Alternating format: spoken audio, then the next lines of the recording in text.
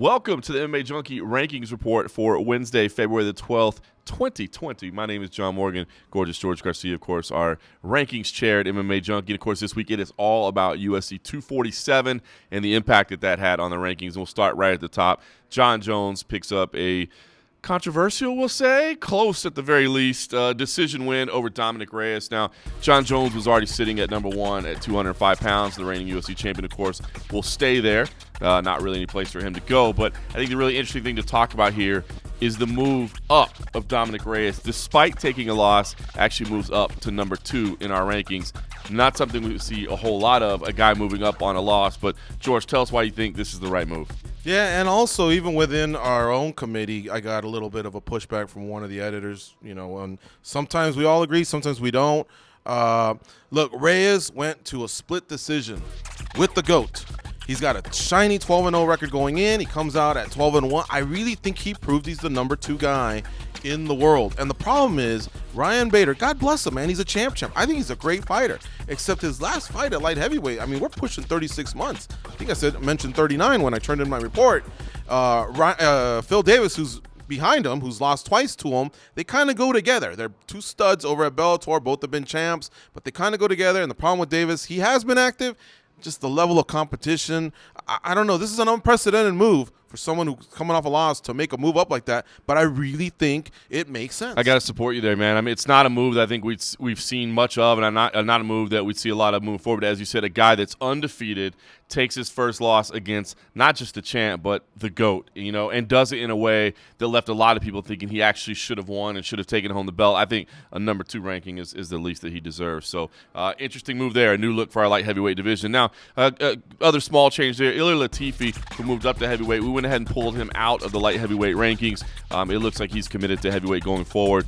We'll see, but we'll pull him out for the time being. Magomed Ankalaev goes from honorable mention up to number 15, and that allows Ryan Spann, a kind of a top prospect, to come into honorable mention. He's been doing some work. Started off at Dana White Contender Series, and I think he's now won 4 in a row. So I'll give him the credit for 5 in a row. You know, in under the UFC banner, he's been doing good.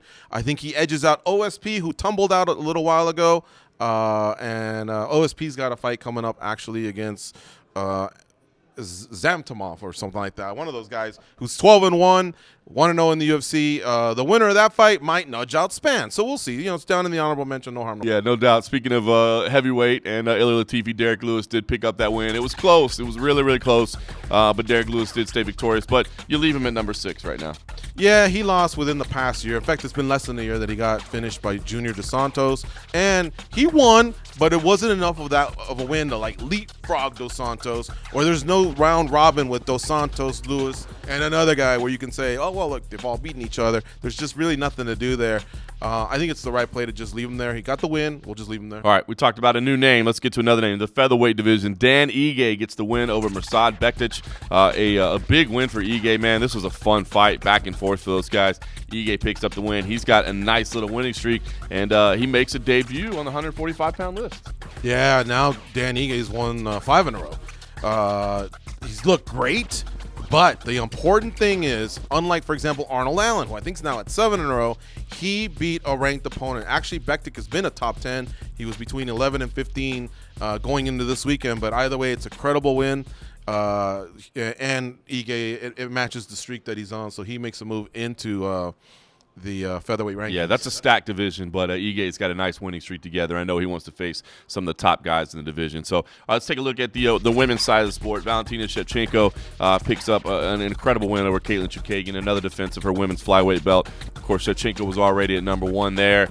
She stays there. Women's pound for pound, she was number 2. She stays there. Just the losses to Amanda Nunes. As I say, to me, it's always like 1A and 1B with those two. They're so good. But bottom line, Shevchenko stays where she's at. But Chookagian, despite the loss, stays where she's at as well. She does. You know, she was 3-1 on her run to get the title shot. Yeah, look, it wasn't her night, but the young lady that's behind her, Liz Carmouche, who, by the way, beat her as bantamweights a few years ago, she's off to Bellator. She's not going to get the level of competition to scratch and claw for her place back. They're 4-5. It was, like I said, it was at another division. I think Chookagian staying is best right there. No worries. And also a couple other changes down near the bottom of the division. Down at the bottom, yeah, Andrea Lee's going to have to take a little bit of a tumble there. She's now lost 2 in a row. Lauren Murphy, man, she is made her way back. She's going to fall into the rankings at number 15, and we'll have Andrea Lee dip down into the honorable mentions. Yeah, that was a good fight. All right, listen, we've saved the biggest, perhaps the most controversial, we'll find out, move for the last pound for pound, the men's pound for pound list. John Jones, while we openly refer to him as the GOAT, I mean, of course, there's always an argument to be made, but the guy's accomplishments are incredible. But we have not had him at number one in our current pound-for-pound rankings. We've had Khabib Nurmagomedov in that slot, the undefeated UFC lightweight champion. Of course, his resume fantastic as well. But after this latest win, despite it being a very, very close fight, you recommended the move, and we made it of moving John Jones to number one in the pound-for-pound rankings. Right. When we're talking about pound for pound, we're talking about the creme de la creme. We're splitting hairs. He now has his 11th title defense, which equals Demetrius Johnson for most title defenses. Not consecutive, but total. He's been in the most title fights. We still regard him as an undefeated fighter, even though he has the one technical loss. And again, even when we split hairs, if they have even resumes, we'd actually lean towards Khabib. We've been leaning towards Khabib. John Jones was out of the sport for a few years, on and off, long stretches because of outside the octagon activities and other types of suspensions. But now he's back, man. This is his fourth fight since he's been back.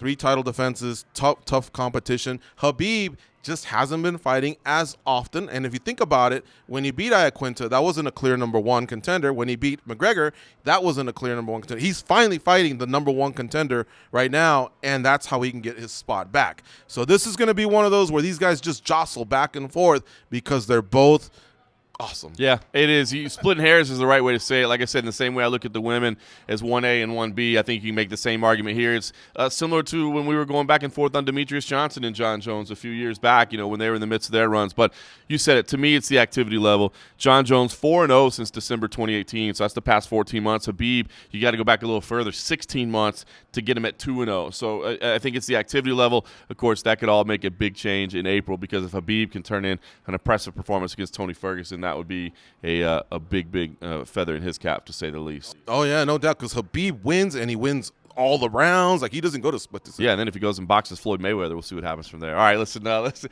UFC is back in action, Rio Rancho. There's certainly some fights that will have some implications there, and we'll talk about it all next week on the Rankings Report.